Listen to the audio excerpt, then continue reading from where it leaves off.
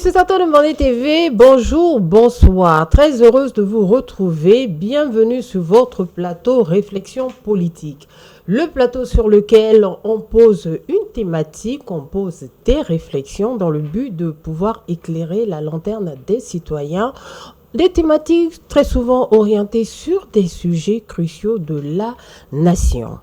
Le Mali fait face à une crise multidimensionnelle accentuée en 2012 par des attaques qui impactent négativement la cohésion nationale, le vivre ensemble, la stabilité et la paix.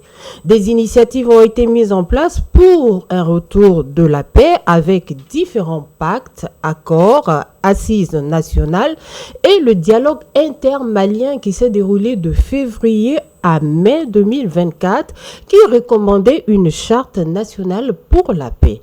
Les travaux de l'avant-projet ont abouti au projet de la charte nationale pour la paix et la réconciliation nationale en attente d'être promulguée. Nous en ferons une analyse et décryptage sur ce plateau. On essaiera de savoir et surtout quoi comprendre du projet de la charte nationale pour la paix et la réconciliation nationale et est-ce que les Maliens peuvent espérer véritablement un retour de la cohésion sociale, du vivre ensemble, de la sécurité, de la paix et à travers la charte après promulgation. Nous en débattrons sur ce plateau, téléspectateurs de Mandé TV, d'où notre thème d'aujourd'hui, analyse et décryptage du projet de la charte nationale pour la paix et la réconciliation nationale.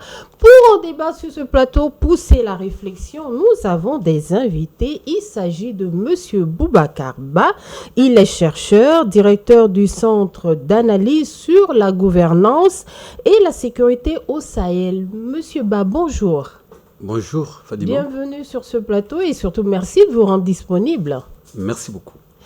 Notre deuxième invité sur ce plateau, téléspectateur, est le professeur Brema Eli Diko. Il est sociologue, membre de la commission de rédaction du projet de la charte pour la paix et la réconciliation nationale. Cher monsieur, bienvenue. Monsieur Diko, bienvenue. Merci bien. Comme je le disais, le Mali est en proie depuis quelques années à des conflits qui mettent souvent à mal la stabilité nationale et pourtant, ce n'est pas par faute de n'avoir tenté à trouver des solutions à ce fléau. On aimerait avoir une brève analyse, professeur Diko. Je commencerai par vous sur les différentes tentatives de résolution des conflits et un retour de la paix au Mali. Merci bien, Mme Maïga, pour la question. En fait, ce qu'il faut garder à l'esprit, c'est qu'un conflit est inhérent à la vie. Quand vous appelez deux personnes, une communauté à vivre ensemble, il y a toujours des différends autour de plusieurs raisons. Donc, ces conflits, c'est normal que ces conflits puissent exister. Mais le plus important, c'est de pouvoir trouver des solutions pour qu'on puisse vivre ensemble. Et l'État du Mali a été confronté à des séries de conflits. Donc il y a des conflits, on va dire, de deux grandes catégories. Il y a les conflits habituels qu'on a au sein des communautés, qui peuvent être intra- ou intercommunautaires, qu'on a rencontrés un peu partout dans l'ensemble des 19 régions du Mali. Mais il y a aussi des conflits en lien avec la rébellion Touareg. Et la première rébellion Touareg a eu lieu en 1963, n'a pas fait l'objet d'accords entre donc les belligérants. Ensuite, il y a eu d'autres rébellions. Donc, la rébellion de 1990, la rébellion de 2006, la rébellion de 2009, la rébellion de 2012. Toutes ces autres rébellions qui sont venues à partir de 1990 ont fait l'objet d'arrangements de discussions. Et à chaque fois, il y a une sorte d'interférence extérieure. C'est-à-dire que chaque fois qu'il y a des rébellions, il y a des discussions qui sont menées, notamment en Algérie, donc à Tamaracet ou à Alger, entre les protagonistes. Donc, les acteurs des rébellions changent. Chaque rébellion, il y a des nouveaux leaders. Donc, au niveau du gouvernement malien aussi, les gouvernements changent. Donc, à chaque fois, on arrive à se mettre d'accord sur des choses. Et les principaux éléments de l'accord, c'est souvent la question du DDR, le désarmement, démobilisation et réinsertion. Pour dire, bon, les combattants qui sont là, certains d'entre eux, on doit voir comment on peut les réintégrer dans l'armée conventionnelle, donc l'armée républicaine. D'autres sont démobilisés, donc on leur donne quelques pécules pour arriver à gérer des activités génératrices de revenus. Et dans d'autres cas, on essaie de voir comment on peut aussi insérer certains acteurs dans la fonction publique. Donc, à la prochaine rébellion, il y a les mêmes doléances. Les doléances, en général, aussi ont évolué, mais le plus important, c'est qu'à chaque fois, jusqu'en 2012, c'était pour être mieux considéré. C'est-à-dire que certains Touaregs, je ne dirais pas tous les Touaregs, avaient le sentiment d'être marginalisés. Ils considéraient que les régions dans lesquelles ils vivent sont des régions déshéritées, c'est des régions désertiques, qui a très peu d'investissement, donc très peu d'accès aux services sociaux de base, et qu'ils sont des Maliens comme d'autres. Donc en gros, ils défendaient leur malianité, et pour cela passait par des investissements dans les services sociaux de base, donc la justice. Et à partir de 2012, le contexte change. M. Ba va peut-être revenir sur ça.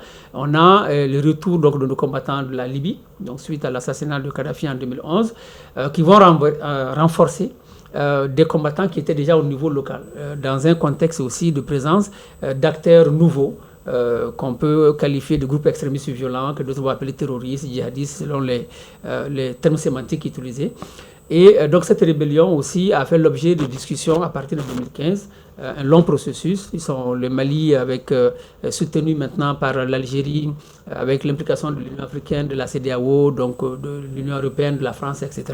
On est parvenu finalement à un accord qu'on a appelé l'accord issu du processus de paix d'Alger, donc qui a été signé et finalement qui n'a pas permis de mettre fin complètement aux différends parce que les dynamiques ont repris. Donc c'est ce que je peux dire à l'entame de mon propos. D'accord, Monsieur Bamar, je vais me tourner vers vous. Sûrement que votre analyse rejoint un petit peu, mais surtout, on veut savoir, vu les rapports de force dans le temps et aujourd'hui, les puissances étrangères n'ont pas été réellement concernées concernant le projet des chartes pour la paix et la réconciliation nationale. Est-ce que vous pensez que ça va décomplexifier notamment le retour à la paix au Mali? Oui, merci beaucoup Fadima, et merci aussi à mon co-débatteur, jeune frère, le docteur Brema Eli Dikou. Je voudrais en tout cas à l'entame de mes propos dire que c'est une question que vous posez, mais qui soulève quelques interrogations. Mais je crois qu'avant d'arriver au projet de charte et de voir aujourd'hui le rôle de chacun, partenaire, État et communauté locale, il faut d'abord voir d'où est-ce que nous sommes partis, d'abord, pour arriver où. Dans notre société, nous avons quand même une organisation structurelle, c'est-à-dire la société traditionnelle, telle qu'on la connaît, c'est-à-dire les chefs des villages, les conseillers des villages, les chefs des fractions, ce qu'on appelle aussi les légitimités coutumières, de l'autre côté, c'est-à-dire tout ce qui gère les ressources, où sont les maîtres des ressources, ou bien les gouvernants des ressources. Et après, il y a les légitimités islamiques, religieuses, donc l'imam et tout ce qui porte un peu les valeurs islamiques. Maintenant, c'est la population qui pratique les activités, le développement, les marchés, les foires, le commerce. C'est dans ça qu'il y a les conflits. Et les conflits, j'ai pensé à une pensée qui dit que la vie est comme la rivière. Tantôt, elle est paisible, tantôt, elle est déchaînée. Mais toujours en mouvement. Ne juge jamais une vague avant qu'elle ne touche la rive. Ça veut dire quoi? Comme l'a dit tout à l'heure mon jeune frère Brema Eli Dikou, nous sommes dans des sociétés de mutation, c'est-à-dire depuis les temps les plus anciens. Nous avons quand même hérité des valeurs. Et on ne peut pas dire que ce que nous avons aujourd'hui, c'est le fruit de l'Occident ou le fruit d'un gouvernant. C'est le fruit d'un ensemble de consensus sociaux. Prenons seulement l'exemple depuis le Ouagadougou, depuis le 7e siècle. Imagine-toi, il y a une organisation sociale, il y a des pouvoirs, il y a des populations. Après, on est passé dans l'Empire du Mali avec la charte de Kourkan-Fouka, dont on a parlé, et puis qui a été codifiée quelques années. Je crois que c'est en 1999 que le processus a commencé. Et puis, il y a eu des empires et des royaumes. Donc l'empire du Wassoulou, le royaume de Wassoulou, l'empire du Massina, l'empire Songhai. Donc nous avons quand même des héritages importants. Donc j'ai parlé tout à l'heure de l'organisation sociale, j'ai parlé de nos sociétés traditionnelles, coutumières, religieuses. Maintenant, nous sommes arrivés dans la modernité avec la colonisation et nous partons même vers la post-modernité. Donc quand vous voyez dans ça, ça veut dire quoi? Les conflits naissent dans certaines sociétés, grandissent ou ne meurent pas, ou se transforment. C'est pour cela que à l'entame de mes propos, pour conclure mon point d'introduction, il y a 4 types de conflits aujourd'hui qui sont identifiés dans nos sociétés. Il y a ce qu'on appelle les conflits persistants. Ça veut dire que c'est des conflits sociaux liés aux ressources. Ça veut dire les ressources naturelles, la gestion des terres, les fonciers, les préséances, les modes, les pactes sociaux. Tout ça, ça rentre dans ce qu'on appelle les conflits persistants. Dans toutes les sociétés, ces conflits ont existé. Il y en a même qui disent que c'est des conflits qui sont des conflits structurels. Le deuxième type de conflit, c'est les conflits récurrents. Ça, c'est les rébellions. Tout à l'heure, Brema Ili a fait allusion aux évolutions liées à ces rébellions. Donc, depuis 1963 jusqu'à 2012, il y a eu au moins 4 à 5 rébellions. Et après, il y a ce qu'on appelle les conflits émergents. Et les conflits émergents, ça, c'est le type de conflit en lien avec le développement. C'est les grandes revendications catégorielles, c'est les grèves, c'est les mouvements sociaux. Et enfin, le 4e type de conflit, c'est les conflits globaux. Là, il faut voir la mondialisation actuelle liée à des insurrections depuis le 11 septembre 2001 avec l'attaque du World Trade Center et la réaction du monde occidental avec l'Afghanistan.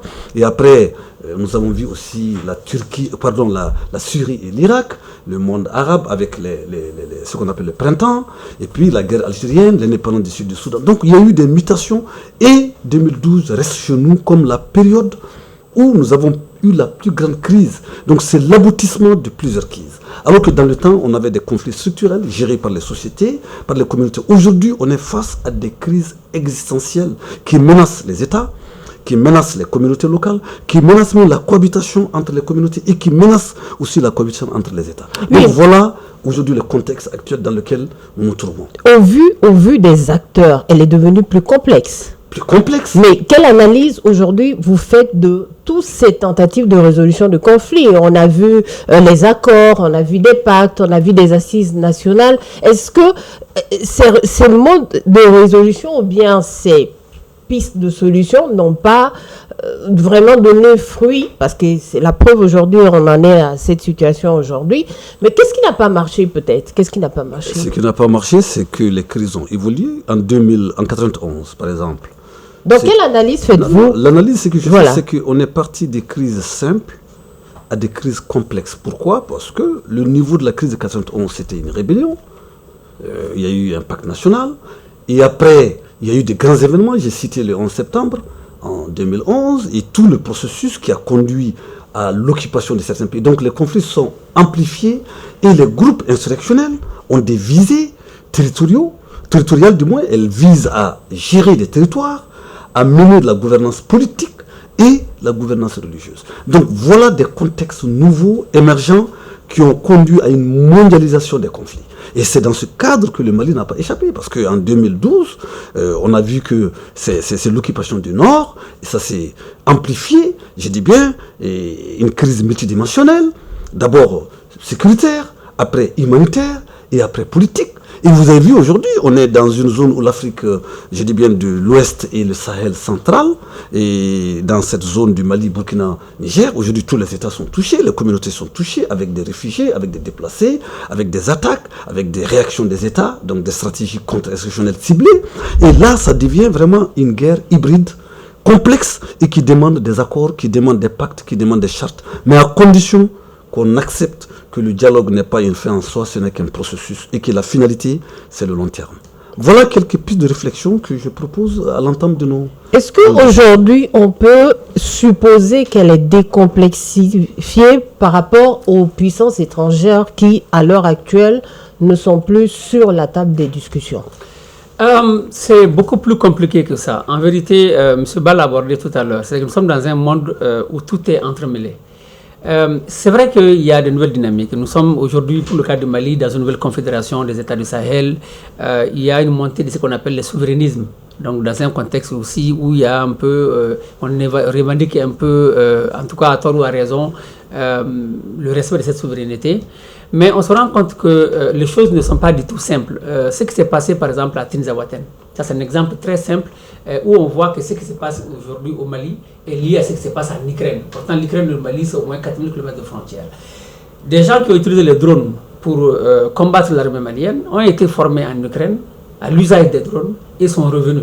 Ça veut dire qu'en fait, il y a une recomposition de l'ordre mondial entre d'un côté le BRICS, les pays du BRICS, donc la Russie, la Chine, le Brésil, l'Inde, etc. d'un côté, et puis le monde occidental avec les États-Unis et l'Union européenne. Et donc, comme il y a une confrontation très claire entre l'OTAN, l'Ukraine d'un côté et la Russie de l'autre côté, on a même vu que la Russie est soutenue par la Corée, donc d'une certaine manière par la Chine. Et donc, comme la Russie soutient aussi le Mali, à travers donc ses forces, donc l'Ukraine aussi a soutenu la rébellion Touareg. Donc c'est pour dire que même si nous, on a à partir du discours voulu mettre en exergue notre souveraineté, dans les faits, nous sommes en fait pris en tenaille, dans des dynamiques qui nous dépassent. Maintenant, on ne fait que jouer finalement un jeu dans un monde où la géopolitique, où l'intérêt des grands groupes, c'est ce qui domine. Et ces grands groupes veulent en fait les ressources. Et vous imaginez bien que partout où il y a des guerres, c'est des zones où il y a des ressources. Vous ne verrez jamais une zone, en tout cas à ma connaissance, où il y a une guerre et où il n'y a pas de ressources, que ce soit en eau ou que ce soit des ressources minières, énergétiques, etc. Donc c'est toujours ça. Donc c'est vrai qu'il y a une volonté d'affirmation de la souveraineté, une volonté nationale de prendre l'initiative, de ne plus langer le linge sale en dehors donc, de la famille. Ça c'est très clair, cela est affirmé par les plus hautes autorités. Le président de la transition donc, l'a affirmé lors de son adresse à la nation le 31 décembre 2023. Et par la suite, il a mis en place, en fait, initié l'appropriation nationale du processus de paix. Mais ce processus, on l'a vu, est assez limité parce que justement, il y a des intérêts divergents d'acteurs qui aussi sont instrumentalisés. Donc, il y a d'autres acteurs qui tirent les ficelles en bas, qu'on ne voit pas, mais qui après vont jouer en fait aux sapeurs-pompiers. D'accord. Ça, il faut l'avoir en fait à l'esprit. D'accord. Vous êtes chercheur quand même. Vous êtes à la tête d'un centre d'analyse qui a vu vraiment ce qui se passe dans le Sahel. Aujourd'hui, on est dans un contexte de l'AES. Les trois pays, le Mali, le Niger et le Burkina Faso, ne veulent plus composer avec les puissances étrangères, s'il faut dire les choses de cette manière-là. Est-ce que c'est une question qu'on se pose? Est-ce que le fait que ces puissances étrangères soient un peu boutées hors de l'AES peut notamment affaiblir tous ces groupes belligérants insurrectionnels qui aujourd'hui menacent quand même la paix et la stabilité au Sahel et notamment au Mali?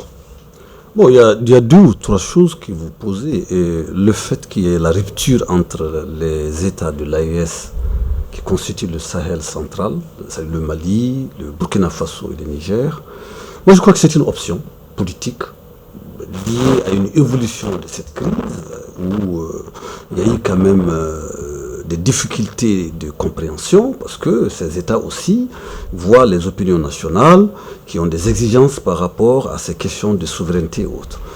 Les partenaires ont leur approche, ils ont leur vision. Et on ne peut pas dire que tous les partenaires sont partis. C'est-à-dire qu'il y a une partie, que la MINUSMA est partie, la France elle est partie à travers... Une bonne partie quand même, une bonne partie quand même. Une partie, mais il y a des partenaires qui sont venus, la Russie, il y a des nouveaux partenaires émergents comme la Chine, comme la Turquie, comme l'Iran.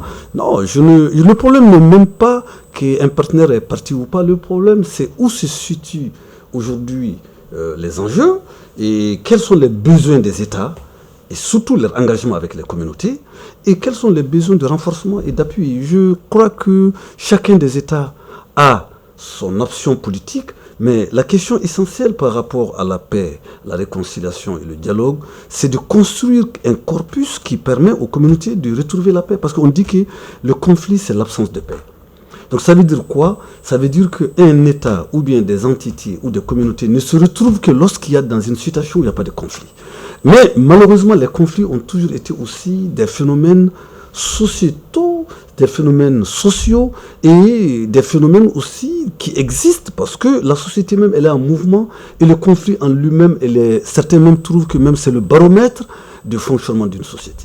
Donc voilà quelques éléments qui permettent de se positionner. Les partenaires, oui, l'AES dans son contexte actuel en évolution, les communautés aussi avec les exigences et aussi des besoins existentiels et cruciaux pour pouvoir traverser les difficultés actuelles de l'ère, la pauvreté, les conditions économiques, le chômage, l'extrémisme violent. Et nous avons un paquet de situations qui font qu'aujourd'hui, il faut en tout cas vaincre ou périr. Et je crois que chacun essaie de voir ce qu'il peut faire dans son environnement et dans la réalité en cours. D'accord, merci beaucoup. Monsieur Diko, Ba vient de le dire, il y a certains aspects quand même qui ont joué sur l'échiquier, qui ont quand même contribué à faire en sorte que le terrain soit assez fertile pour évidemment avoir des menaces sur la paix et la stabilité. Aujourd'hui, est-ce qu'il ne faut pas plus s'orienter vers à résoudre la faiblesse de l'État, le vide politique qui compte beaucoup et le vide communautaire dans certaines zones, parce qu'on sait qu'il y a pas mal de déplacés dus à ça. Est-ce que cette composante aujourd'hui est à mettre, je dirais, à l'écart? Est-ce que c'est pas crucial d'avoir ça en vue avant d'aller quelque part trouver des solutions pragmatiques, faciles, je dirais pas facile, mais la mise en œuvre ne sera pas facile en tout cas. Oui, pragmatique. Oui, en fait, l'idée c'est d'être pragmatique. Vous savez, l'État est garant du bien-être individuel et collectif. Donc c'est l'État qui doit créer les conditions pour qu'on ait accès aux services sociaux de base, de la justice. Donc de tous les droits, le premier droit c'est le droit à la vie. Et donc, dans un contexte d'insécurité, aujourd'hui, en fait, on peut mourir à tout moment. Les attaques, on les a vues à Bamako, mais aussi à l'intérieur donc, des régions.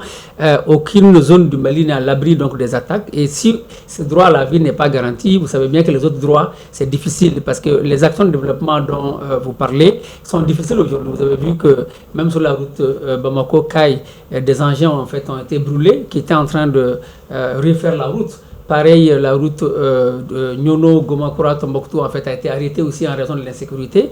Les champs de riz, en fait, des milles, etc. sont brûlés, donc des villages sont sous embargo, etc. Donc tout ça montre que ce défi sécuritaire annihile finalement le développement. Donc ça rend difficile aussi la bonne foi des autorités d'investir dans les localités, parce que même si vous cherchez quelqu'un qui va investir, vos engins peuvent être brûlés à n'importe comment, les camions même de transporteurs. Avant, c'était les militaires qui étaient ciblés, mais maintenant, même les civils. On avait même vu des civils, par exemple, sur l'axe Sébaré, Badiangara, à maintes reprises, des cars entiers qui ont été emportés en fait en brousse. Certains sont retrouvés, des passagers qui sont débarqués, etc. Donc, ça, c'est difficile. C'est ce qu'il faut faire. Mais lorsque les dynamiques sont très complexes, en fait, multiformes, dans un État qui a très peu de ressources et dans lesquels aussi certains partenaires n'investissent plus véritablement que dans l'humanitaire, c'est compliqué de faire face à toutes les défenses. Quand vous voyez, en fait, depuis 2006, le budget de l'État a toujours été déficitaire. On est passé de 100 milliards par an à 200 milliards. Vous prenez le budget 2025, le déficit c'est autour de 500 milliards de francs CFA. Donc chaque année c'est 405. Donc et habituellement c'est l'aide bilatérale et multilatérale qui permettait de combler ces déficits et donc finalement de faire l'investissement. Et si on n'a pas ça, on n'arrive pas en fait à créer de la richesse. Et finalement, qu'est-ce qu'on fait? On arrive en fait finalement à faire des activités au quotidien. On essaie de faire le minimum possible. On investit beaucoup dans l'armement pour pouvoir justement juguler l'insécurité. Mais pendant ce temps-là, on n'investit plus dans le développement. La dette intérieure, par exemple, va s'accumuler. Donc tout cela asphyxie l'économie. La crise énergétique qu'on est en train d'arriver en fait à résorber petit à petit. Donc tout cela aussi affecte un peu le portefeuille de la ménagère. Et donc pour l'État, ce n'est pas simple. Et donc si les conditions ne sont pas réunies pour l'État en matière de sécurité, les conditions ne seront pas réunies sur le plan scolaire, parce qu'il faut tout ça aussi a besoin d'être entretenu par de l'argent. Et de l'argent, en fait, on n'en trouve pas beaucoup. Au-delà de ça, il y a quand même un aspect qu'on parle, les citoyens ont besoin d'être assurés là-dessus. Il s'agit de la justice, les services sociaux de base, la condition de vie même des populations, vous l'avez évoqué ici, la justice. Vous venez de dire, dans le développement de votre sujet, vous venez de parler que les communautés ont toujours été en proie à des conflits, des tensions et tout. Est-ce que depuis tout ce temps, la justice a réellement joué son rôle jusqu'à aujourd'hui? Bon, la justice, il faudrait la prendre à 4 niveaux. Il y a d'ailleurs dans les réflexions que nous faisons, les débats au niveau de la réforme de la justice et même les états généraux de la justice il y a quelques années, il y a 3 éléments qui sont apparus. Le premier élément, c'est la justice étatique. Donc c'est elle qui fonctionne, c'est elle qui est régalienne. La deuxième justice, au niveau des communautés, c'est la justice coutumière ou traditionnelle. C'est elle qui est la plus vaste. Parce qu'en matière d'héritage, en matière d'accès, en matière de pacte, en matière de gestion des ressources, c'est la justice communautaire. Les gens, ils s'entendent. Et très souvent, elle n'est pas écrite, hein, elle est vraiment basée sur des ententes. Le troisième type de justice, c'est la justice islamique. Comme notre pays, en tout cas en grande partie, est géré, en tout cas c'est l'islam, je dis bien, qui domine, et la plupart des communautés se réfèrent à ce qu'on appelle les valeurs islamiques, le Coran, le hadith et certaines exégèses. Et le quatrième type de justice, c'est ce qu'on appelle le droit de la pratique, la justice pratique. Aujourd'hui, il y a des modes alternatifs, et d'ailleurs on va revenir, parce que la charte parle dans un des titres, les mécanismes traditionnels et alternatifs de résolution du conflit. Ça, c'est extrêmement important, le mécanisme alternatif. C'est la combinaison entre la justice étatique moderne et la justice traditionnelle. Donc quand vous voyez tout ça, ça donne lieu à des interprétations, ça donne lieu à des acceptations, à des refus, à des remises en cause, et surtout à des gains. Parce que juger, c'est vraiment donner raison à une partie, et aussi accepter qu'une partie aussi perde. Donc de ce côté, il y a eu des difficultés, parce que la plupart des conflits dans nos pays, c'est des conflits anciens, ressurgissants, ou des conflits nouveaux complexes. Donc les terres, les ressources naturelles, les eaux, les forêts, on considère qu'aujourd'hui il y a une diminution de l'espace utile et utilisable. Donc les populations ont plus besoin des terres, les populations ont plus besoin de moyens pour développer les systèmes de production. Donc à ce titre, je dis bien, la justice est appelée, qu'elle soit une justice islamique ou une justice islamique, je parle des cadis, des bases islamiques. Je ne parle pas des djihadistes, hein, là-dessus. Je parle de justice qui s'appuie sur des valeurs. D'ailleurs, même les juges modernes dans les tribunaux font appel à des assesseurs qui connaissent l'islam, qui connaissent aussi le hadith ou les valeurs. Donc quand vous prenez tout ça, la justice est confrontée à une crise aujourd'hui. C'est une crise d'abord de fonctionnement, de moyens, c'est une crise aussi de revendication et de remise en cause des actes judiciaires. Là, ça rentre dans la gouvernance d'un pays. Il est bon que la justice soit stable, il est bon que les jugements soient en tout cas faits dans des délais requis, il est bon aussi qu'il y ait moins de corruption, il est bon aussi qu'il y ait l'équité dans la justice. Donc voilà en tout cas de mon point de vue les grands défis, les grands enjeux et les perspectives de la justice qui entrent aujourd'hui dans la question de la gouvernance de notre pays et de la démocratie. Si nous voulons vraiment entrer dans l'ère de la post-modernité, la justice doit être un pilier important pour notre pays. En un mot, votre avis, est-ce que la justice a joué son rôle réellement? Mais je ne peux pas vous dire qu'elle a joué son rôle, allez-y demander au juge. Mais ce que moi je peux vous dire en tant que chercheur. En tant que chercheur, quand j'écoute les communautés, ça dépend de telle position où vous trouvez. Dans la plupart des localités, aujourd'hui, il n'y a même pas de juges. Aujourd'hui, sur le terrain, il n'y en a pas. Les juges sont dans les villes. Mais avant que la crise ne commence, il y avait des gens qui partaient à la justice tout le temps, qui posaient leurs problèmes. Maintenant, selon les études et les enquêtes, il y a des difficultés. C'est-à-dire des difficultés de longueur de procédure, des difficultés liées, je dis bien, à des va-et-vient pendant des périodes où les populations ont besoin de travailler, et puis la compréhension même de la justice moderne. Parce que c'est une procédure qui va du tribunal de première instance à la cour d'appel, à un second degré, et puis à un troisième degré, la cour suprême. Donc il y a des procédures longues. Il y a aussi des difficultés même de compréhension des populations et aussi une autre difficulté de l'application de l'exéquature, c'est-à-dire l'autorité de la chose jugée. Donc quand vous prenez ça, vous demandez à la population, il y a des avis. Moi, en tant que chercheur, je cherche à comprendre et je n'ai pas encore trouvé. Je pense qu'il va falloir trouver. Voilà. Merci beaucoup, Ba, mais c'est déjà pas mal d'avoir cette approche de chercheur qui quand même compte beaucoup pour le Mali actuel. Nous allons rentrer dans le vif de notre sujet. Il s'agit du projet de la Charte nationale pour la paix et la réconciliation nationale. Voilà, des travaux se sont déroulés au bout, je crois, une année à peu près. Monsieur Diko, je finis par me perdre entre des éminentes personnalités, je dirais ici. Monsieur Diko, les travaux de la charte, on le sait très bien, le vivre ensemble, la condition des citoyens, Ba vient de le dire tout de suite, la justice, ça présente quand même des insuffisances. Est-ce que aujourd'hui, lors de vos travaux avec la commission, vous avez pris en compte tout cela avec la vision de la charte et notamment saisir les enjeux? Merci bien pour la question. La question elle est complexe parce qu'il y a plusieurs dimensions de la question. Peut-être premièrement de rappeler un peu le contexte aussi qui a conduit à la charte, parce que bon, chacun d'entre vous a participé d'une manière ou d'une autre en fait aussi à l'élaboration de ce document. On était dans l'accord aussi du processus de paix. Et donc, le président de la transition, lors de son adresse à la nation le 31 décembre 2023, a dit, entre autres, sa volonté de créer les conditions d'appropriation du processus de paix au Mali. Et à partir du 24 janvier, le gouvernement malien a fait un communiqué pour dire que bon, l'accord était caduc et que le Mali donc, ne participait plus en fait, à l'accord issu du processus de paix. Et ça, c'était un premier point. Et donc, muni de cette volonté, le président de la transition a mis en place un comité de pilotage du dialogue intermalien pour dire aux Maliens, discutons de tout, pas seulement des questions politiques dans les régions du Nord, mais aussi des autres problèmes dans les communes du Mali, parce qu'en fait, il n'y a pas que le Nord aussi comme problème. Et donc, quand vous prenez la région de Kay, il y a des questions d'immigration, il y a les questions d'esclavage par ascendance. Au centre du Mali, vous avez les conflits intercommunautaires, vous avez des conflits liés aux ressources. Donc, dans le sud, vous avez des questions de développement, à Bamako, des questions de chômage des jeunes, donc des questions de rapport homme-femme, etc., de transmission. Bon, en fait, il y a énormément de difficultés. Et ce dialogue intermalien donc, s'est tenu pendant 6 mois.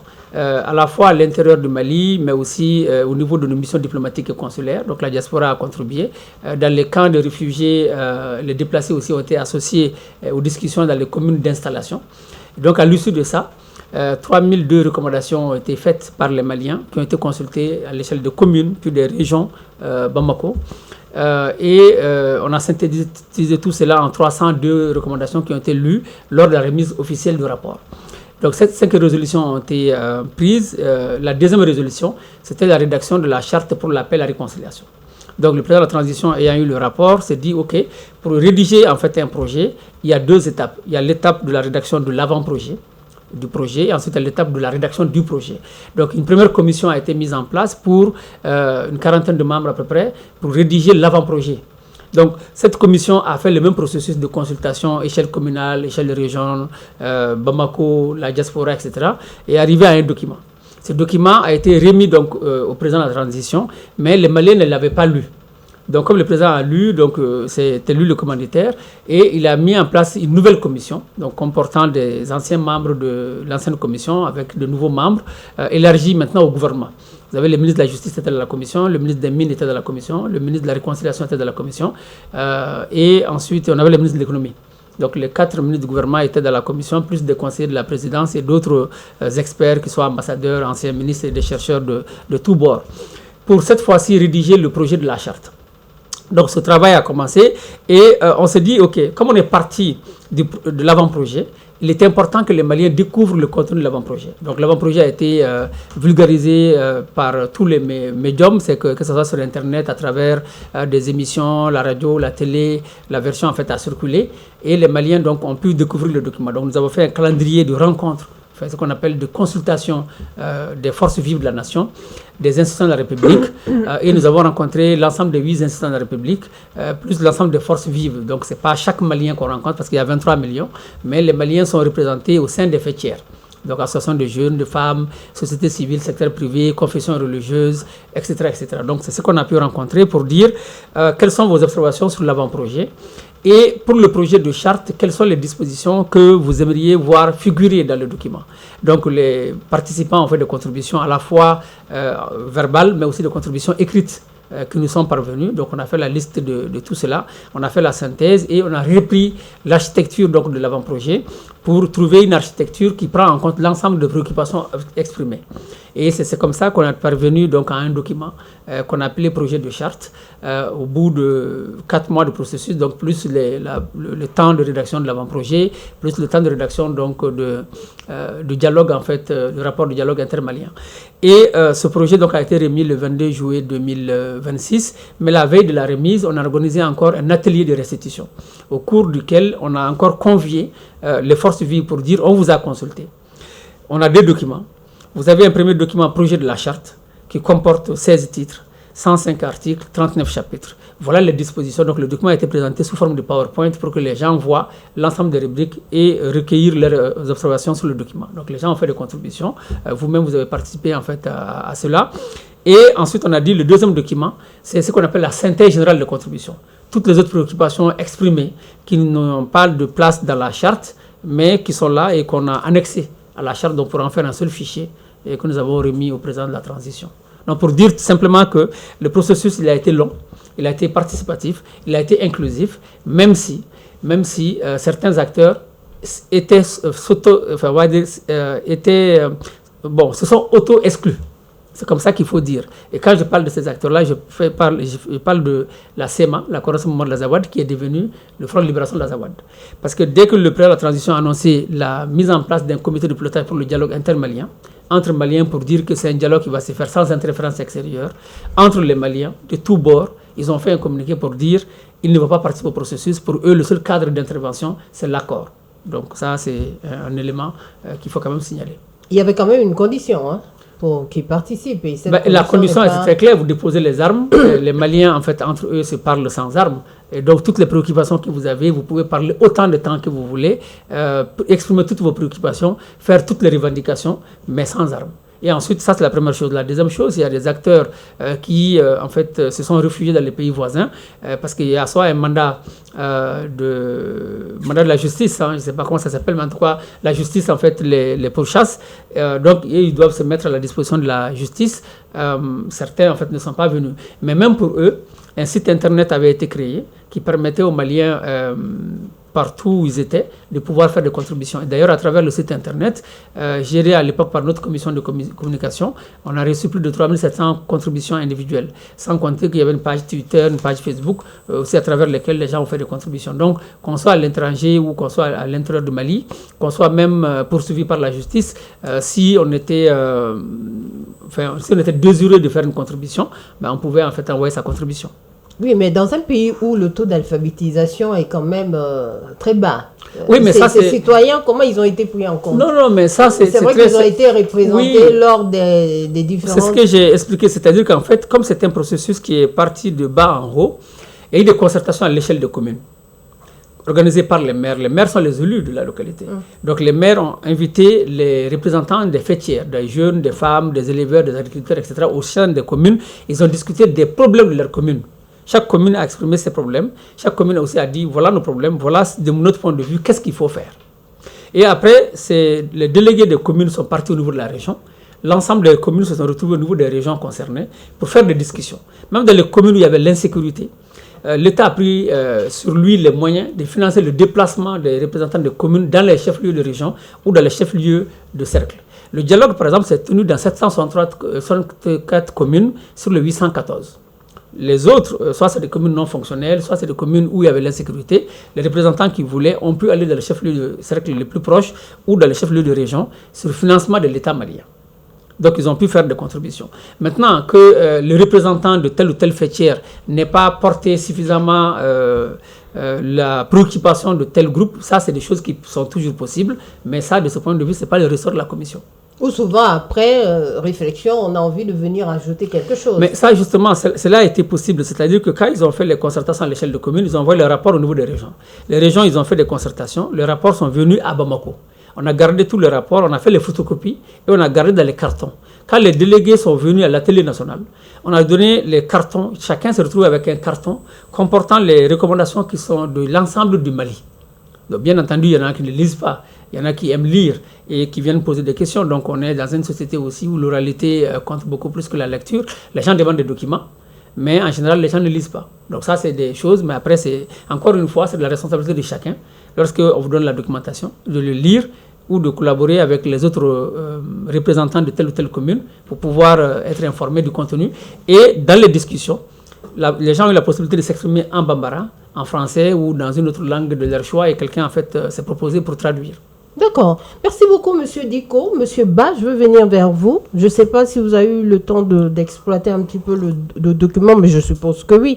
Étant un chercheur, je voudrais vous demander par rapport à la démarche, par rapport à la méthodologie, et est-ce que vous avez trouvé que tout cela a été de manière inclusive et vraiment participative? Bon, vraiment, Brema vient d'expliquer clairement le processus. Il le connaît mieux que moi. Il a été là-dedans, comme on l'a dit. Il a participé. Bon, moi, j'ai un peu suivi et j'ai pu présenter quelque chose. J'en avais déjà parlé précédemment sur une thématique. Et je pense qu'il y a des choses intéressantes. Et pour être honnête, moi, j'ai trouvé certains titres quand même pertinents. Par exemple, la question de la gouvernance de l'État. C'est vraiment une question d'actualité. Comment on doit gouverner l'État, c'est-à-dire la notion surtout d'État-nation. de l'État et de l'État-nation. Ces concepts ont été définis dans le document. Il y a aussi la notion de paix et de sécurité. Aujourd'hui, c'est des questions aujourd'hui complexes, d'ailleurs très polysémiques. Et parce que quand on parle de sécurité, il y a la sécurité humaine, qui est un concept internationalement aujourd'hui reconnu, très bien développé par les Nations Unies et d'autres structures. Et la paix, vraiment, c'est l'absence de guerre. Maintenant, pour que tout le processus avance, il va falloir quand même trouver les moyens et tout le contenu et toutes les explications. Et j'ai vu un autre titre qui parle de la réconciliation nationale, du vivre ensemble. Et après, il y a un autre aussi qui parle de la justice. Mais ce qui m'a surtout, en tout cas intéressé dans le document, après plusieurs jours de lecture et analyse, c'est les mécanismes traditionnels et alternatifs de gestion des conflits. Là, j'ai trouvé un intérêt. Mais maintenant, est-ce que auparavant, c'est une question vraiment qui mérite d'être posée.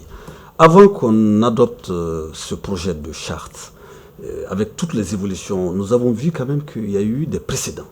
Il y a eu le pacte national en 1992, qui a permis quand même une stabilisation du pays pendant un moment. Est-ce qu'on a tiré des enseignements? Est-ce qu'on a analysé les avantages ou les succès et éventuellement les insuffisances ou les échecs de cette charte? Je ne sais pas, parce que j'ai vu que dans le préambule, on commence par dire la Constitution, on commence par la Constitution de 2024. Donc, 2023, pardon. Donc je ne vois pas, en tout cas je n'ai pas vu, à moins qu'il y a des éléments additifs, et l'historique des différents accords, des différents processus. Donc après le pacte national de 92, il y a eu le pacte de 2006, après il y a eu l'accord de Ouagadougou de 2013, et puis l'accord de 2015 qui a été l'objet de beaucoup de discussions. Donc il est intéressant de les évaluer, de voir quelle est la portée, la trajectoire, les difficultés et les leçons apprises. Parce que nous avons eu au moins 20 ans d'expérimentation, de dialogue, de pacte. Qu'est-ce qu'on a tiré? Ça, je ne vois pas clairement. Deuxième élément, j'ai parlé tout à l'heure des éléments intéressants, j'ai cité les titres. Le deuxième élément, c'est l'absence d'évaluation, en tout cas sur les situations antérieures. Le troisième élément, qui me paraît intéressant à comprendre, quelle va être la stratégie de mise en œuvre. Là-dessus, il y a des pistes. Il y a d'abord des possibilités de développer des méthodes. On va en venir.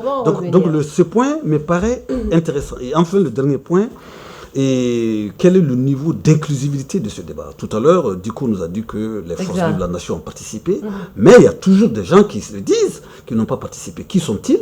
Et le dernier point de mon intervention, par rapport à votre question, les belligérants. Est-ce qu'il est possible, je dis bien, d'adopter un tel document qui engage la nation sur plusieurs années, sans que des belligérants ou des représentants des belligérants viennent? Là, c'est vraiment une question difficile. Sur la table. Voilà, sur la table. Il y a des explications de part et d'autre. Du côté de l'État et des acteurs ou des experts, ils ont été appelés, ils ne sont pas venus. De leur côté, ils disent qu'ils ne trouvent pas le processus convenant par rapport à l'état de guerre ou à l'état d'hostilité. Donc là, il va falloir analyser le problème et laisser chacun développer sa doctrine ou bien son narratif en fonction des vision. D'accord. Monsieur, merci beaucoup. Monsieur Diko, je viens vers vous sur 2 points. Premier point, je crois que c'est surtout ça, est-ce qu'ils ont été vraiment inclusifs par rapport aux belligérants et autres? Et aussi, dans le deuxième point, c'est est-ce que vous avez pris en compte tous les pactes, les traités, les accords passés pour pouvoir travailler sur ce document? C'est tout évaluer. Non, bien sûr, en fait, la remarque de Ba, elle est pertinente. Il a aussi les réponses à ses propres questions. En vérité, parce qu'il connaît mieux ces questions-là que moi-même, parce qu'il a commencé à travailler sur la justice transitionnelle. Il est auteur de livres sur ça aussi. Donc, il connaît bien, il a déjà fait le point. En fait, dans la commission, heureusement, on a des gens qui avaient participé au pacte national 92. On a des gens qui ont participé à tout le processus des accords qui ont eu lieu au Mali, que ce soit 2006, 2009, 2015, qui ont participé à tout le processus à Alger et qui ont suivi les acteurs, qui connaissent les acteurs et qui ont participé à la mise en œuvre. Donc, ce qui s'est passé dans la commission, c'est que la parole a été donnée à tous les experts. Chacun est venu avec un profil, moi comme sociologue, etc. Et donc, ils ont fait le point des accords. Quel était le contexte dans lequel chacun de ces accords a été signé? Le pacte de 92, les accords de Tamaracet, 91 d'abord, ça c'est Tamara 7, puis 92, le pacte de 92, la flamme de la paix à Tombouctou, l'accord de 2006 à Alger, 2009 avec Bahanga, 2015, comment tout cela s'est passé, quelles ont été les limites, quels ont été les acteurs internationaux, nationaux qui ont participé, comment, pourquoi tel acteur, finalement pourquoi le processus a été plombé à un moment donné. Et finalement, c'est pour ça qu'à un moment donné, dans le document, on dit, dans le contexte de justification, tirant les enseignements des rébellions, des accords subséquents.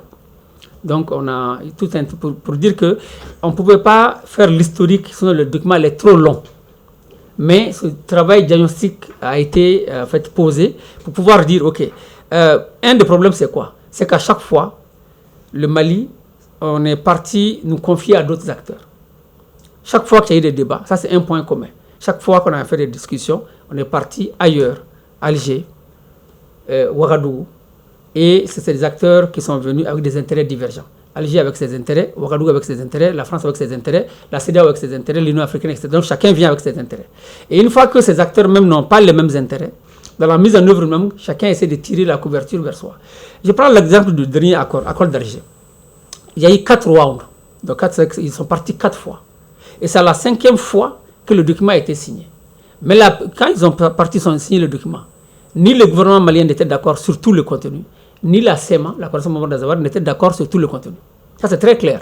Le gouvernement malien avait son mémorandum pour dire voilà les points sur lesquels on n'était pas d'accord, notamment les termes de l'Azawad, etc. Voilà les points aussi, quand le groupe, la CEMA aussi avait demandé, voilà les points sur lesquels on n'était pas d'accord. Il a fallu faire des discussions plus tard après pour que la CEMA puisse, le 20 juin, accepter de signer l'accord. Parce que les premiers acteurs qui étaient d'accord ont signé le 15 mai à Bamako, au CICB, on a vu. Et il a fallu faire ce qu'on appelle les relevés de conclusion. Donc un document additionnel qu'on n'a pas publié pour dire voilà les clauses avec lesquelles nous on est d'accord. Si vous mettez ça, on signe. Et on a signé, on a fait l'accord. Donc dès le début, l'accord sa mise en œuvre même était difficile. Donc ces enseignements en fait ont été tirés. Bon, maintenant, oui, les leaders de la CEMA n'ont pas participé ni au dialogue, ni à la rédaction de l'avant-projet, ni au projet. Ça, c'est très clair. Pourquoi? Parce que c'est eux-mêmes qui se sont auto-abstenus. Notre président de la commission a fait un appel, le président de la transition a fait un appel, le ministre de la réconciliation a fait un appel, l'ancien premier ministre Choguel a fait un appel, le nouveau premier ministre Maïga a fait un appel. Donc tous ont dit, venez à la table de discussion. Ce que nous, on peut faire en tant que commission, c'est de faire quoi? C'est de faire en sorte que les communautés au nom desquelles les armes ont été prises par la CEMA, à Tombouctou, à Gao, à Kidal, à Menaka, puissent participer au processus. Et effectivement, ces communautés, au nom desquelles les armes ont été prises, pour lesquelles on revendique le développement, le bien-être, etc., ont pu participer au processus à l'échelle de communes, des régions. Oui, les leaders n'ont pas participé, mais les communautés qui sont, entre guillemets, représentées par ces leaders-là, ont participé au processus. Mais ceci dit, j'aimerais simplement dire pour ne pas être long, que le dialogue est un processus. On ne peut pas refuser de continuer à réfléchir et à convenir des choses parce que certains ne sont pas d'accord. On fait avec les acteurs qui sont d'accord et cela permet d'adresser certains problèmes pour le moment. Et la porte reste ouverte parce que le dialogue est un processus. Donc la main continue à être tendue. Si vous regardez les documents, on propose encore pour dire si vous déposez les armes, si vous faites ça, et on demande à l'État. Et même dans les discours de remise de documents, on a dit il faut quand même des décisions courageuses. Pareil pour la discussion avec les groupes, ce que M. Ba appelle les belligérants, Amadou Koufa Yaragali. Lui-même, M. Ba a participé à la commission numéro 1, réconciliation, vivre ensemble, cohésion sociale du dialogue intermalien. Il est venu, il a fait tout un exposé sur le dialogue doctrinal. Il a convaincu l'assistance sur la nécessité et sur le modus operandi, à parler de l'exemple de la Mauritanie, de l'Algérie, etc. Donc les gens ont vu le bien fondé. Et quand vous voyez les 5 résolutions du dialogue intermalien, la première résolution, la discussion mise en place d'un comité d'érudits, donc ça veut dire la Oumma islamique, et d'experts pour le dialogue doctrinal. C'est même donc ça veut dire en un mot facile, donc, français facile, pour que ce soit très clair ici. Voilà. Le dialogue doctrinal est pris en compte. Et déjà, en fait, c'est déjà pris en compte. Donc ça veut dire qu'en fait, ça veut dire que nous, on ne l'a pas fait parce qu'on n'avait pas un mandat à dire, bon, voilà, parce que pour faire un dialogue doctrinal, il y a quand même tout un processus à mettre en place. Il faut des lignes rouges, il faut trouver des acteurs, on va dire, légitimes qui savent faire ce discours-là. C'est pas un truc qu'on fait comme ça, quoi. Donc ça se planifie. Ce sont des érudits, des experts qui sont rodés dans ça, comme le cas de Ba et tout. Donc ils doivent réfléchir sur comment le faire, avec qui le faire, quand le faire. Et donc avec les lignes rouges définies par l'État. Donc toutes ces conditions-là qu'il faut réunir pour pouvoir le faire. Mais on s'est dit quand même qu'au niveau des communes, des adeptes de Koufa ou de Yedagali ou d'autres, on peut participer aux discussions et on dû peut-être faire des propositions sur comment les cadis peuvent rendre la justice, comment les modes alternatifs peuvent être une solution. On peut l'imaginer, mais comme il est écrit sur le front des personnes qui est terroriste, qui ne l'est pas, qui est djihadiste, qui ne l'est pas, etc. Donc ça, on ne peut pas le savoir. Certains sont connus quand même. Oui, certains sont connus, mais ça c'est les leaders, mais ils ne viennent pas dans ce genre de discussion. Certains sont connus et puis on sait que derrière, souvent, il y a ACMI, il y a Muslim, il y a tout ça. Non, absolument, mais je veux dire que les acteurs qui viennent de la discussion, c'est monsieur et madame tout le monde qui viennent discuter, ils font une discussion et on peut imaginer à travers la discussion leur orientation et leur sensibilité, on peut le voir. Mais s'ils ne se définissent pas comme tels, on ne peut pas leur coller l'étiquette. Mais le plus important, c'est de dire qu'il y a eu honnêtement la volonté d'inclure tout le monde. Et ça, c'est le premier élément. Le second élément important, oui, nous, on a terminé notre mission. On a remis les documents. Mais le dialogue reste ouvert. Il est possible que même demain ou après-demain, que les conditions soient réunies pour que les leaders de la SEMA, qui sont devenus maintenant Front de Libération de l'Azawad, acceptent de discuter avec l'État dans les modalités qui vont convenir avec l'État. Ça, c'est possible. Il est possible que demain, l'État mette en place ce pool d'experts avec des érudits pour discuter. Donc ça, c'est des possibilités. Il ne faut pas aussi penser que oui, nous, on a fini, donc c'est terminé, les documents, c'est comme la Bible, le Coran. Non. En fait, il faut se dire que oui, le contexte évolue. Les acteurs aussi, à un moment donné, il y a la lassitude. Il y a aussi, à un moment donné, la volonté de passer à autre chose et de faire en sorte qu'il y ait les conditions pour la paix, pour le vivre ensemble, parce que c'est quand même des êtres humains qui, à un moment donné, aussi sont affectés mentalement, émotionnellement, donc qui ont besoin aussi de passer à autre chose. D'accord, merci beaucoup, Monsieur Diko, pour cet éclaircissement. Voilà les mécanismes traditionnels et alternatifs pour la résolution des conflits, la question doctrinale. Moi, je me retourne vers vous, Monsieur Ba. Monsieur Ba, est-ce qu'il faut le définir dans le temps par rapport au retour de la paix actuellement au Mali? Définir dans le temps la question du dialogue doctrinal. Oui, mais la question du dialogue doctrinal, on a fait un débat sur ça il y a quelques semaines. De toutes les façons, le dialogue doctrinal, les mécanismes de gestion des conflits, le dialogue avec les accords locaux, parce qu'il y a tout un processus de dialogue avec les accords locaux qui se développe avec une jurisprudence. L'État même accompagne ces processus-là, toujours dans le cadre, je dis bien, de la paix sociale et des communautés. Moi, ce que je peux vous dire, au-delà du dialogue doctrinal, qui n'est pas un dialogue qui est très bien compris, parce qu'il faut quand même bien pousser pour comprendre, ça ne remet ni en cause la laïcité, ni le cadre républicain. C'est un dialogue autour de la compréhension de l'expression de certains concepts. Même dans les mosquées, aujourd'hui, on a besoin de ce dialogue. Aujourd'hui, vous savez, il y a des divisions entre les courants religieux à Bamako. Moi, je ne parle même pas entre le terrain, c'est-à-dire les acteurs et l'État. Il y a tout un mécanisme d'analyse que ce dialogue soulève. Mais il faut un portage. On ne peut pas le faire comme ça. Et nous sommes un État laïque, c'est vrai, mais ça n'empêche pas de faire un dialogue avec des groupes qui ont une vision islamique et qui pensent mener un combat dans ce cadre. Donc sur ce côté, moi je crois que j'ai suffisamment expliqué. J'ai débattu avec vous, j'ai débattu au niveau pour nos téléspectateurs qui n'ont peut-être pas suivi. Bon, non, ce qu'il y a, c'est que ça a été proposé et je pense que c'est un processus que l'État doit porter. C'est tout ce que je peux dire par rapport à ça. Il y a eu des discussions, il y a eu des analyses lors de ce dialogue intermalien. J'ai eu l'accord du ministre Zéné Moulaye qui m'a autorisé à le faire avec le Premier ministre Ousmane Issoufou. Et puis dans deux commissions, nous avons discuté. Et d'ailleurs, il y a eu des recommandations. La première recommandation parlait d'organiser ce dialogue doctrinal, c'est écrit noir sur blanc parmi les 400 ou les 300 recommandations.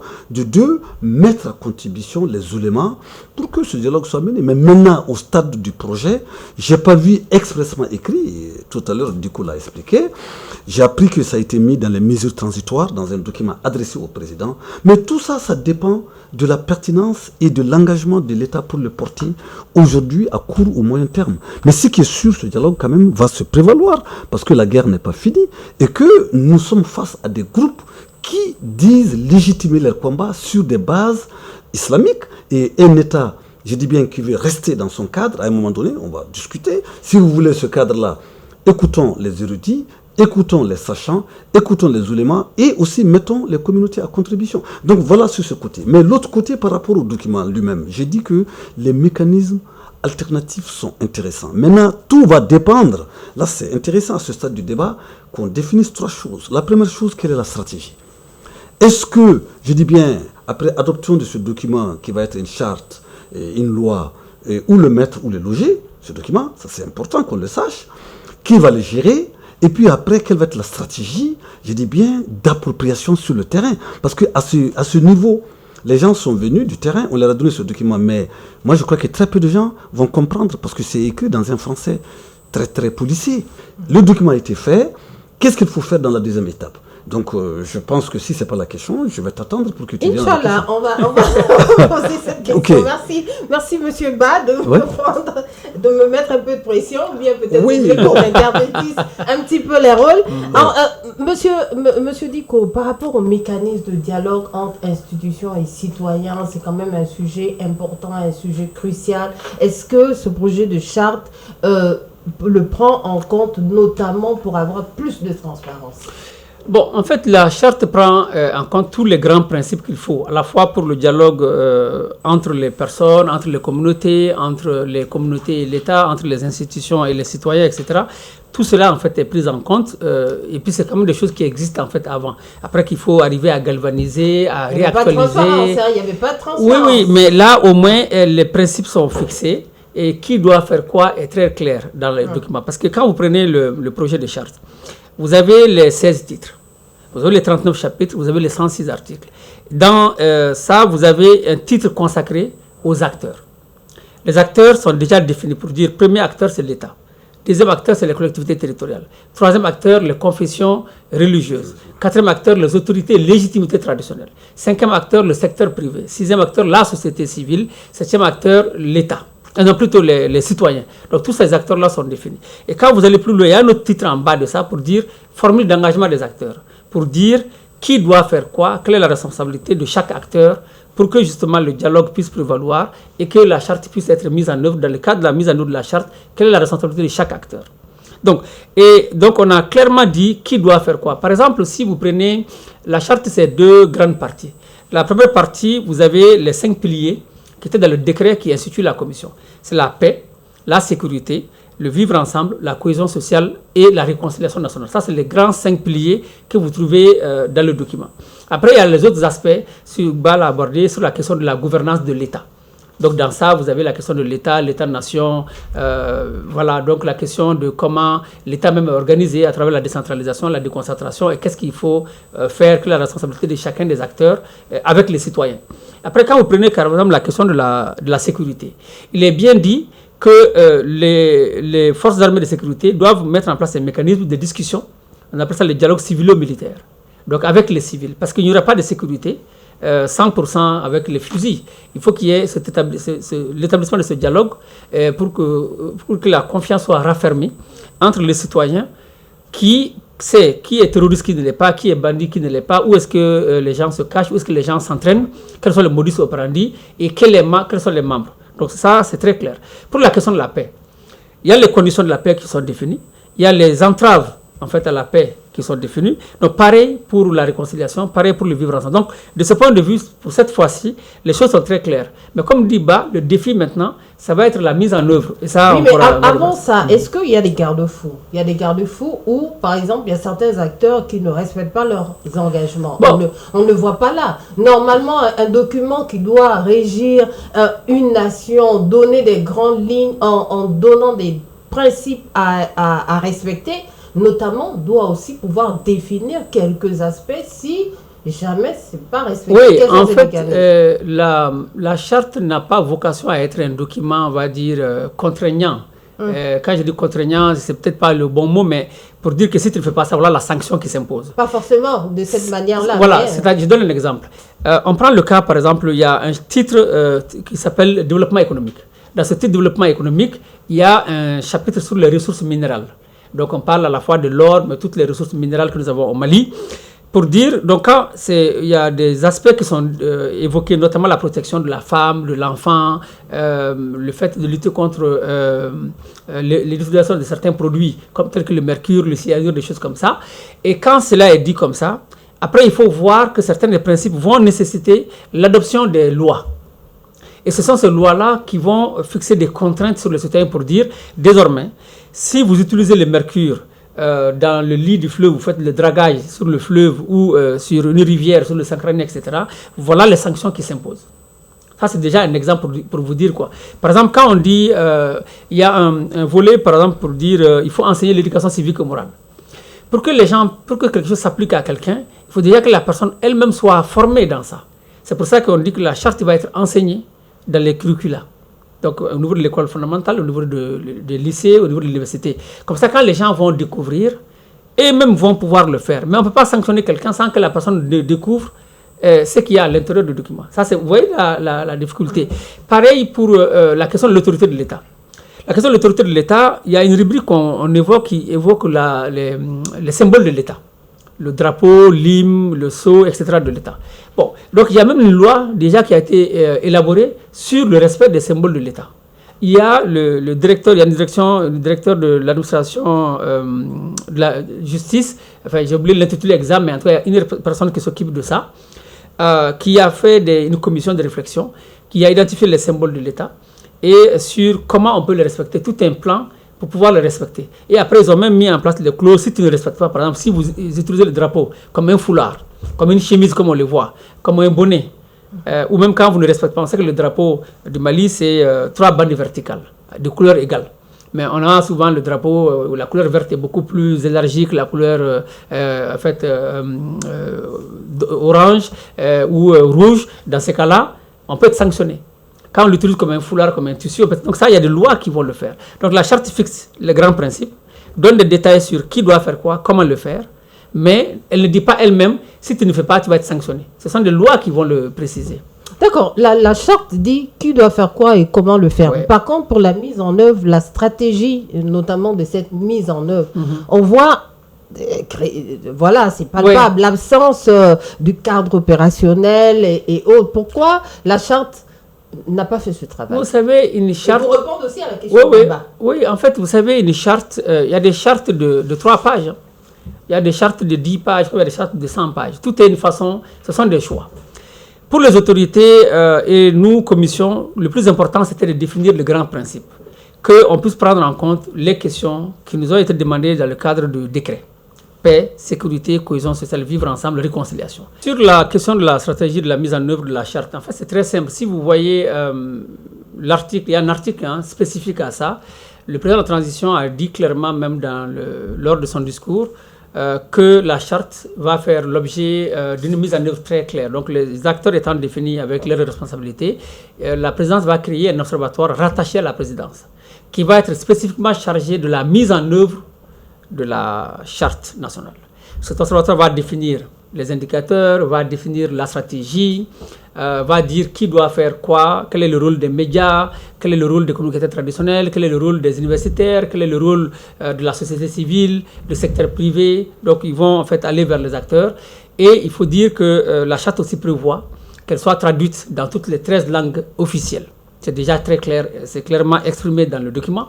Ensuite, il y a un tiré qui dit que la charte va être enseignée dans les curricula, au niveau de l'école fondamentale, au niveau des lycées, au niveau des universités.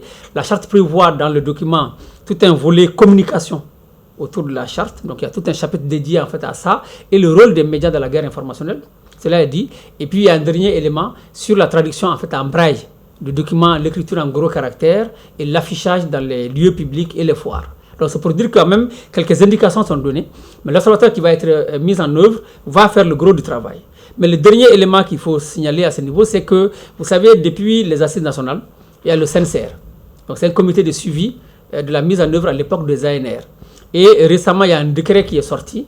Et ce n'est pas seulement la mise en œuvre des ANR, mais tous les forats qui ont eu lieu après les assises vont faire l'objet aussi d'une prise en compte par ce comité qu'on appelle CNCR désormais FNR, Forum national de refondation, ce comité va essayer de voir qui a fait quoi, qui n'a pas fait quoi, et donc finalement va faire des recommandations au gouvernement malien parce qu'il produit des rapports trimestriels et annuels. D'accord, merci beaucoup, M. Dicko. Monsieur Ba, vous trouvez que cette approche peut fonctionner ou pas, ou réellement c'est une insuffisance de l'avoir marqué dans le document, comme le disent aussi certains spécialistes, certains experts qui ont pu regarder le document? Bon, ça dépend. Comme l'a dit le penseur, le génie est une longue patience. Attendons voir, les gens patients sont des génies. Bon, au fond, moi je retiens 2 ou 3 choses. Dans la conception, il y a des choses intéressantes. On ne peut pas dénier la pertinence de certains thèmes, titres, tels que développés dans le contexte du pays. On en a déjà débattu, les questions liées au mécanisme de gestion des conflits traditionnels, coutumiers, et puis surtout les mécanismes alternatifs. Mais maintenant, dans la mise en œuvre, moi je ne pense pas, je dis, ça c'est mon avis, c'est là où quelques, en tout cas, divergences ou quelques visions, maintenant c'est le temps qui nous donnera raison ou donnera raison aux acteurs qui vont le mettre en œuvre. Et un observatoire, pour moi, c'est le niveau de suivi. Il y a 3 niveaux dans un projet. La conception, planification, la mise en œuvre et le suivi et l'évaluation. Donc c'est 3 à 4 niveaux. Donc si on va à l'observation, alors que tous les éléments ne sont pas mis en œuvre, les gens vont se poser des questions. Ça veut dire que surtout dans notre pays, l'expérience antérieure nous a montré que de tels outils, les chartes, les pactes, ne sont pas lus. La question, c'est même pas la traduction. Aujourd'hui, si on traduit en 13 langues, vous pensez que les gens exploitent les langues? Il y a une grande différence entre connaître la langue et l'exploiter. C'est-à-dire qu'on peut faire des milliers de documents en langue entassés, les gens ne les liront pas. Pourquoi? Parce que le niveau de compréhension et de conceptualisation du document va être très difficile à comprendre. Ce qui est bien, c'est d'abord de définir une stratégie de mise en œuvre. Ça doit être clair là-dedans. Et ce qui a dit tout de suite, du coup, je comprends, on va mettre un observatoire, on va définir les outils, on va les enseigner, mais tout ça, ça doit être dans un narratif et dans une forme de template. Dès que tu le lis, tu verras. Et le fait aussi qu'on ne sait pas le timing. C'est-à-dire, un tel document doit avoir un timing, une planification, un processus de mise en œuvre et un plan d'action. Maintenant, si on doit attendre qu'un observatoire le fasse, le temps que ça va prendre, et entre-temps, les communautés attendent. Et là, autre difficulté aussi, quelle est aujourd'hui la stratégie d'appropriation pour les communautés? Aujourd'hui, les communautés n'apprennent plus, et de façon basique, c'est-à-dire faire asseoir les gens, la chercher ça. Il y a les techniques digitales, il y a des techniques audiovisuelles. Donc, il va falloir qu'on explore ces techniques, qu'on soit beaucoup plus novateur. Et c'est là où il faut travailler dès maintenant. Ce n'est pas le travail de l'observatoire. Là-dessus, vraiment, j'ai des observations, j'ai des réserves sur ce point-là. Mais maintenant, je dis bien, si on accélère les choses et que les moyens sont disponibles, même la budgétisation, la planification, le tout va ensemble entre la conception, la planification, la mise en œuvre, le suivi et l'évaluation. C'est vraiment holistique. On ne peut pas se les séparer. Le tout doit être aussi conçu dès c'est-à-dire que l'élaboration du document. C'est ça pour moi la question d'école et de discussion. Mais nous espérons que le temps peut-être nous permettra, mais attention, le temps joue contre nous parce que le contexte est fragile, et les gens ont besoin de paix et le passé que nous avons eu ne suscite pas. C'est pour cela que j'ai vu une formule qui m'a intéressé. Chaque douleur qu'on voit chez les autres est une leçon silencieuse. Et pendant que certains rient ou jugent, les vrais esprits prennent note, se construisent, évoluent. C'est-à-dire que chaque échec est un miroir. Chaque blessure est une école. Est-ce que cette formule ne va pas nous aider à être beaucoup plus novateur? Et j'espère que mon frère Diko, il est dans cette école. Diko, pour répondre à ça, le temps nous fait vraiment défaut sur ce plateau-là pour ce sujet quand même assez crucial pour la nation. Voilà, on va aller aux recommandations et ça va être une question et sûrement que M. Ba aura une réponse à ses préoccupations. C'est de savoir en recommandation comment éviter les erreurs du passé. Pour éviter les erreurs du passé, il faut continuer en fait à créer les conditions du dialogue. C'est dire que oui, nous avons suffisamment échangé, on a suffisamment fait des forats, mais mieux vaut dialoguer 1000 fois que de prendre les armes une fois. Donc il faut continuer à tendre la main, il faut sortir des positions belliqueuses. C'est dire que le Mali et les Maliens ont souffert et que nous avons l'opportunité de faire quelque chose. M. Ba l'a dit, il a participé au processus. Le document prend en compte beaucoup de préoccupations. Maintenant, le défi, c'est la mise en œuvre. Et la charte a identifié tout le monde, à partir donc des grands acteurs que j'ai listés, donc l'État, collectivité, confessions religieuses, citoyens, etc., comme étant des acteurs qui doivent jouer un rôle. Que chacun, en fait, fasse des documents son affaire, que chacun, en fait, utilise les moyens qu'il pense être nécessaires pour que les autres puissent découvrir le contenu, avec l'explication qu'il faut, et que chacun s'en approprie, et faire profiter aussi ses voisins, ses amis, en fait, à sa petite échelle. Et ne pas seulement attendre que l'État fasse tout. Oui, l'État va effectivement définir la stratégie, l'État va mettre en œuvre certains moyens, mais vous savez, la question de la légitimité aussi se pose, et souvent certains acteurs peut parler aussi à d'autres acteurs, que donc chacun soit en fait un ambassadeur pour la mise en œuvre de la charte, pour que finalement on puisse atteindre la vision de la charte, qui est une nation en fait souveraine, réconciliée, tolérante et en paix avec elle-même.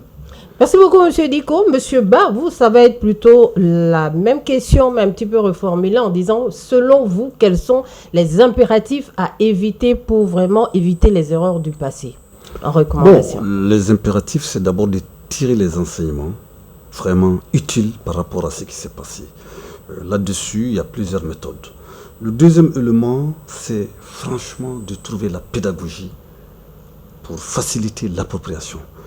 Il est possible de les traduire en langue, comme l'a dit tout à l'heure Diko, ça c'est bien, mais trouvons les moyens et expressions adaptées pour que les populations, surtout les acteurs locaux, je parle des légitimités, des notabilités, des jeunes, des femmes, à comprendre sans trop se casser la tête, parce que les élites n'ont pas la même compréhension que ces acteurs locaux. Donc il va falloir travailler, trouver les passerelles. Troisième élément, il faudrait aussi trouver les moyens pour que ceux qui n'ont pas participé, ceux qui sont en dehors de cette charte ou de ce projet de charte, puissent venir. Là encore, je pense que nous avons le génie malien, en tout cas nous avons des capacités à travers nos négociations, nos dialogues, nos médiations à trouver les personnes, c'est-à-dire les interlocuteurs clés pour amener ceux qui ne sont pas d'accord à venir ou à revenir.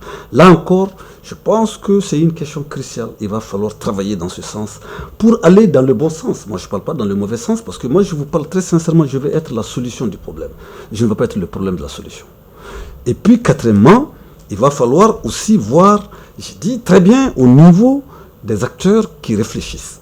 Parce que dès qu'un document est produit, il y a des acteurs pragmatiques qui comprennent la mise en œuvre, qui peuvent aider à le faire. Je parle des systèmes de communication, je parle des universitaires, je parle des chercheurs, je parle aussi de tous ceux qui réfléchissent sur la question et qui produisent. Et aussi ceux qui consomment, c'est-à-dire les communautés qui gèrent les conflits. Là-dessus, j'ai lu Hippolyte Taine. Hippolyte Taine, c'est un grand penseur français qui a écrit Les origines de la France contemporaine. Il est né en 1828 et décédé en 1893. Hippolyte Taine a dit le milieu, la race et le moment. Donc, trois notions importantes dans ce genre d'enjeu influencent profondément la création littéraire et plus largement le développement des sociétés et des individus. Ça veut dire quoi? Quoi qu'on fasse, on ne peut pas ne pas tenir en compte l'histoire de notre pays, tenir en compte les différentes évolutions des accords depuis les temps les plus anciens, tenir en compte les connaissances religieuses, islamiques, techniques, sociales, sociétales et les confronter avec la société moderne. On ne peut pas carrément nous renverser dans le passé. Il va falloir trouver des points convergents du passé et les amener face aux exigences aujourd'hui de la jeunesse, les exigences des femmes, le genre, les exigences des sociétés modernes. Voilà aujourd'hui les grands défis. Si ceci est pris en compte, si on réfléchit, et comme l'a dit l'autre penseur aussi, réfléchir, c'est déjà mettre aussi en œuvre. Donc voilà quelques points de recommandations et de conclusions par rapport à ce sujet qui est d'une grande importance, qui dépasse les gouvernants, qui dépasse les communautés locales, qui dépasse les collectivités, qui dépasse la diaspora, qui pose la question de l'État-nation aujourd'hui dans le contexte de la post-modernité. Merci beaucoup, Monsieur Ba. Voilà, pour reprendre juste les dernières phrases, dit devant les grands défis, il est impératif, crucial, nécessaire de réfléchir et de pouvoir trouver des solutions et surtout leur mise en œuvre. C'est ce qu'on comprend de ce projet de charte nationale pour la paix et la réconciliation nationale. Voilà, téléspectateurs de Mandé TV, on est à la fin de notre réflexion du jour qui a pour thème analyse et décryptage du projet de la charte nationale pour la paix et la réconciliation nationale. Pour pousser cette réflexion sur ce plateau, j'ai Monsieur Ba, il est chercheur, directeur du Centre d'analyse sur la gouvernance et la sécurité au Sahel. Monsieur Ba, merci beaucoup pour votre contribution sur ce plateau. Merci à vous. Deuxième invité sur ce plateau, il est de la commission, c'est Monsieur non, professeur plutôt, pardon, Ça docteur, professeur Brema Eli Diko, il est sociologue, membre de la commission de rédaction du projet de la charte pour la paix et la réconciliation nationale. Messieurs, merci beaucoup et vous serez toujours les bienvenus pour pousser la réflexion sur ce plateau. Téléspectateurs de Mandé TV, merci à vous d'être fidèles et d'avoir été jusqu'au bout de cette réflexion. Restez toujours sur les ondes de Mandé TV. Allez-y également sur nos pages YouTube, Facebook, Mandé TV Reflet du Mali. Je salue la régie qui a assuré cet enregistrement. On se dit à la prochaine pour une autre réflexion sur ce plateau.